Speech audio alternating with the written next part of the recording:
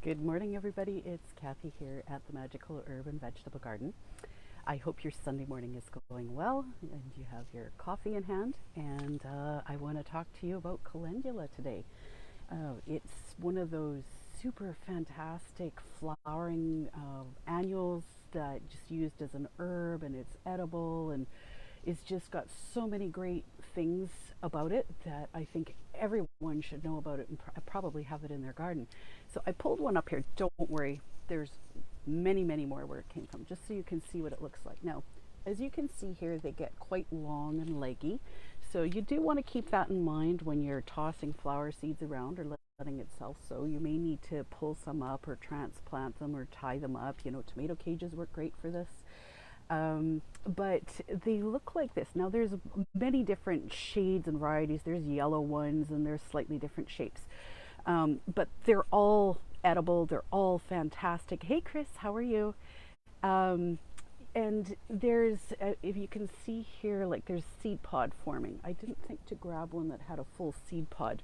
But anyways, now there's some of the things with this, you know, they're called pot marigolds because they used to be used in, or maybe still are in places, but they used to be used in cooking pots, you know, over the fires that people had, because, you know, the flowers would be tossed in, you know, giving you the food that beautiful golden color.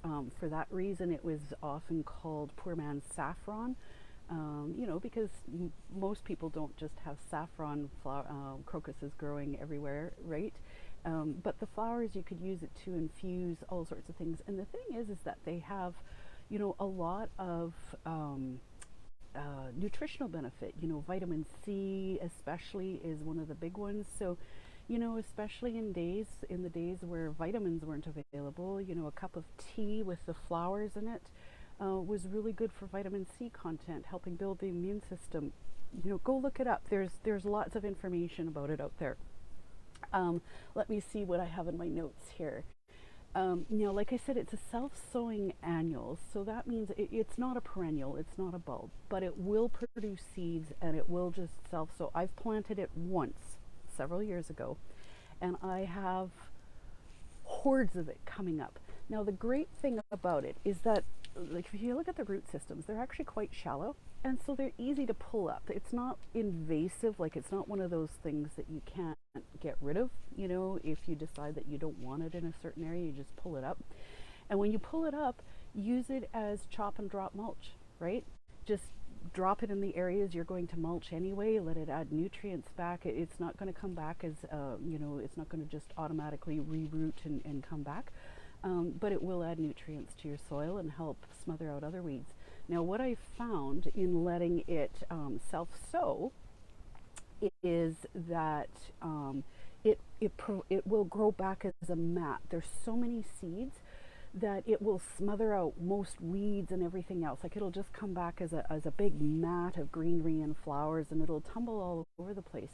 But if you have an area that you haven't figured out what to do with yet, you don't want it being overtaken by the weeds and stuff, toss a bunch of seeds in there, and once you've figured it out, it's easy enough to pull them all up and transplant them elsewhere, or like I said, use in your compost or as chop and drop mulch.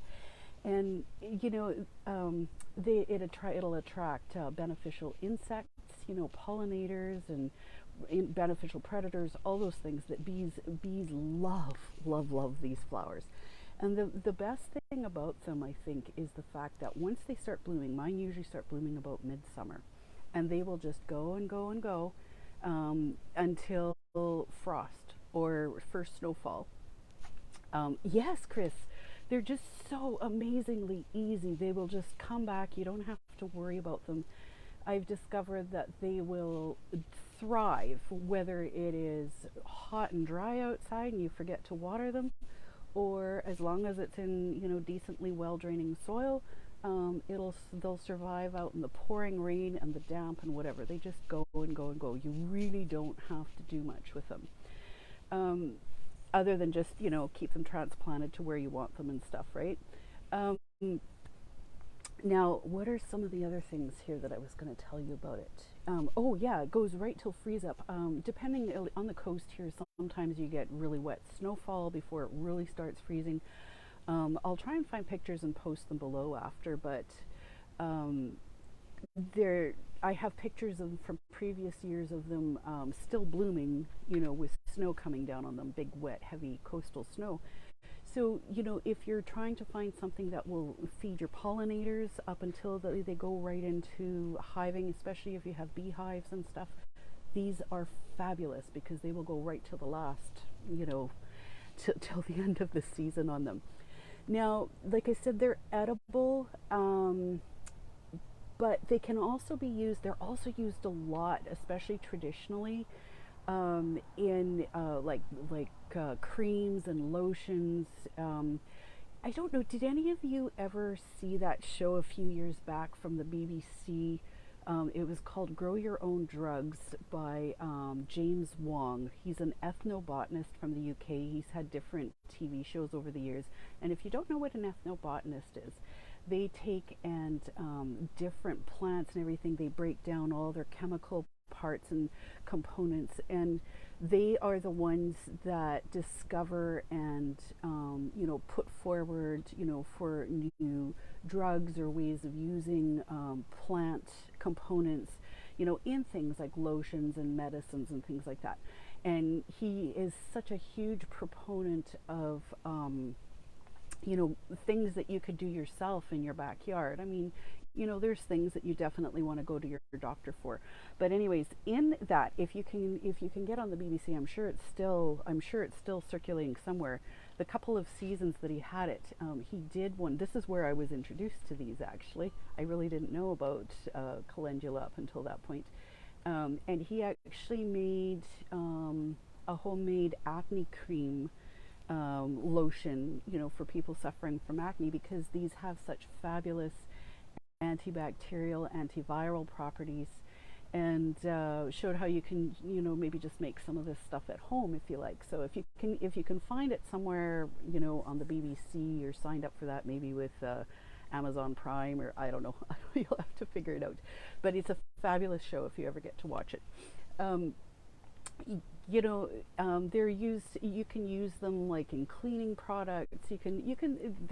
Your imagination is limitless with these things. They can be used for whatever you decide you want to put it to.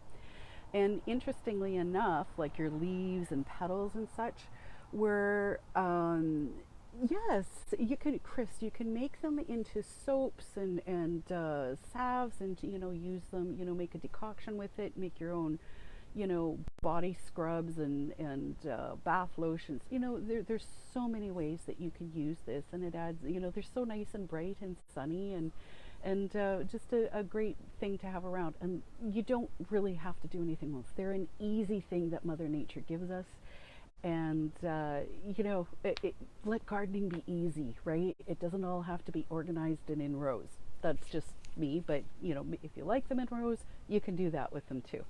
Um, uh, Now, the last thing I was going to mention is, because of their antiviral, antibacterial properties, they used to be used a lot. Like you could, if you had like a scratch or cut, and I'm not talking about anything major, but how we all used to as kids, we like chew up or crush up plantain leaves, maybe to put on a scratch or a bug bite. These you can do the same thing with. They can be, it can be used in healing salves if you make those for yourself. Just make sure to always test out first. Some people are sensitive to it because the oils and properties in any kind of herb or, flower that you use like this can be pretty strong, especially, on little kids, sensitive skin. So always test out a little area first, make sure that, you're not going to have a reaction to it, right? But once you've got that out of the way, if all is well, they make it just a fabulous addition to your garden for so many reasons. So leave me a comment below. I will get to it later because I can only see, I don't know if Facebook is still only showing, one or two comments here at a time. I see L showed up here, but I can't see who else is, even though it says there's several other people. So thank you all for watching. And we're going to have more this week on you know, creating salves and lotions and just basic stuff that you can use this sort of thing for. And I've got some resources for you. So stay tuned. I'm going to put in the comments below, if you are not already signed up on my email list, this is where the majority of information happens, recipes, all these sorts of things. I'll put it in the comments below. Make sure you're signed up for it so you don't miss anything. And you have a good week. Thanks for being here.